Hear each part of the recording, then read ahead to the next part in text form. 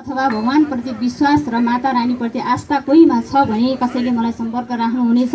उहाँहरूलाई म केही सहयोग गर्न नसके पनि मनको सान्त्वना अथवा सही सुझाव दिने चाहिँ अपेक्षा राख्दछु। जय गुरुदेवको कृपाले मैले 5 वर्ष चाहिँ 6 वर्ष काठमाडौँमा बसेँ। अहिले म हाल चाहिँ कुनर चाहिँ 12 शान्ति नगर टोलमा बस्दछु। यदि कोही चाहिँ त्यस्तो दुःख कष्टमा हुनुहुन्छ, मानसिक अशान्ति तथा मनमा भएछ र त्यही त्यस्तो सुझावहरू मसँग चाहनुहुन्छ भने मसँग सम्पर्क राख्नु हुन सक्नुहुनेछ।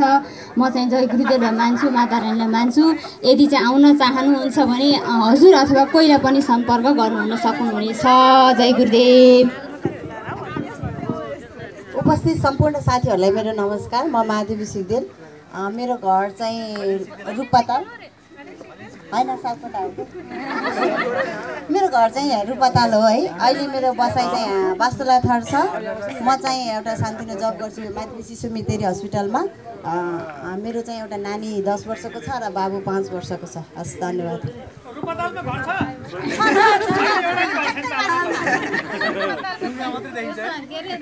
मन्दिर जस्तो बनाइन्छ कि।